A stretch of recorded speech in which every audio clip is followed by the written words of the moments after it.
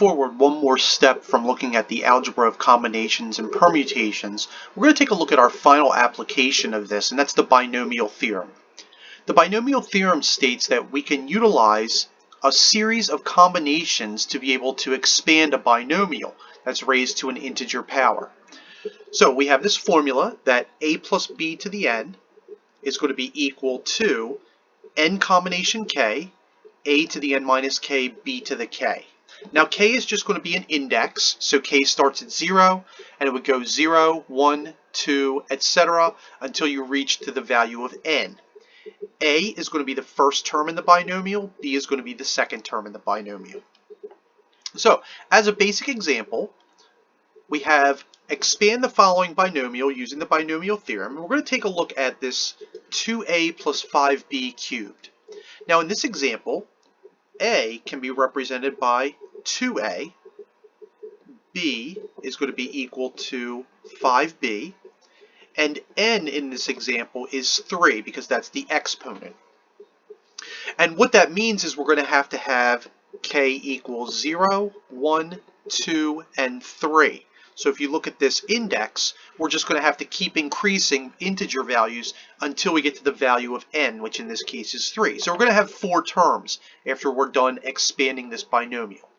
So when we set this up, now we look at our formula, so we have n combination k, so n in this case is 3. So our first term we're going to have 3 combination 0, and then we're going to have a to the n minus k, in this case a is 2a, to the n minus k, which is 3 minus 0, times b, which is 5b, and this is k was equal to 0. So this is our first instance, or our first term in the series where k is equal to 0. All right. Now, the next thing we're going to do is we're going to let k equal 1. So we're going to say plus 3 combination 1.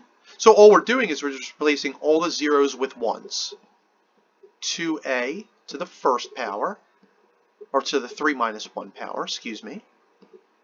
And then 5b to the first power. So that's when k is equal to 1. For our third term, 3 combination 2, 2a to the 3 minus 2 power, and then we have a 5b squared in there. Okay, so that's when k is equal to 2. And then we have one more term. We just didn't have room for it. So plus, so we're going to have 3 combination 3, 2a to the 3 minus 3, and then 5b to the third power. All right. Now, we're going to go ahead and do some evaluation. All right, so, when we evaluate, just giving myself a little bit of room here, we just go into our calculator and evaluate 3 combination 0. Right, so in our first term, 3 combination 0 was 1. 2a to the third power is going to be 8a cubed, and then 5b to the 0 power is 1. 3 times 1 is, or 3 combination 1, excuse me, is 3. 2a squared becomes 4a squared, and then 5b to the first becomes 5b. 3 combination 2 is 3. 2a to the first power, so we're here, so 3 combination 2, 2a to the 3 minus 2 is going to be 2a, and then 5b squared is going to be 25b squared, and then finally, our last term, 3 combination 3 is 1, 2a to the 0 is going to be 1, 5b cubed is 125b cubed. Now we're just going to simplify this, and it's going to be really easy, just computation. So our first term becomes 8a cubed. Our second term,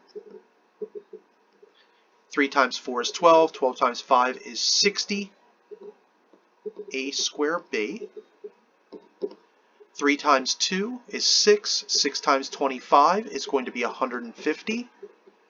We have a b squared. And then finally, our last term, 125b cubed.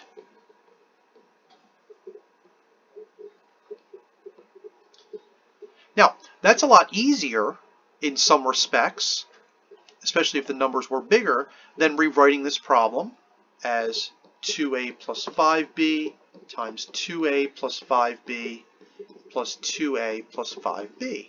All right, we could certainly do it that way. And it might be a little bit easier to do that with this problem because n is small.